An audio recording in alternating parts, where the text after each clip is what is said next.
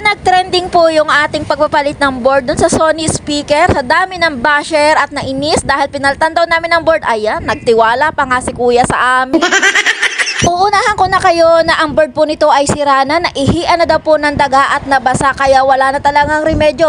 Naipagawa na nga daw ito ni kuya kaso hindi pa rin daw nagkaigi kaya susubukan niya kami. At heto na nga pinagdidesisyonan namin ng igi kung saan namin ilalagay yung ampli. At dahil ayaw nga po namin ng basta lang salpak ng ampli, kaya pinag-iisipan po namin o ng aking amo na hindi talaga siya papangit ang hitsura kapag isinalpak na namin yung ampli. At heto na nga po na pagdesisyon na namin na pahaba na nga lang at saktong-sakto at maganda naman po talaga ang kalalabasan niya. Ay wag na kayong magreklamo at dahil bago namin yan gawin ay pinakita ko muna yan sa may-ari.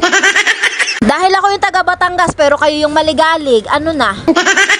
At dito nga po ay kinakabit na namin yung ampli nang may papansin si Amon. Nasabid-sabid daw po yung wiring doon sa unang pinagpagawaan nito kaya binago niya ng igi para hindi na po delikado. Dahil hapon na po dumating yung amplifier niya, inabot na nga po ako ng gabi at kinaumagahan ko na nga po ito tinapos. At heto na nga po yung kinalabasan niya at narinig nyo na rin naman po sa unang upload yung tunog niya.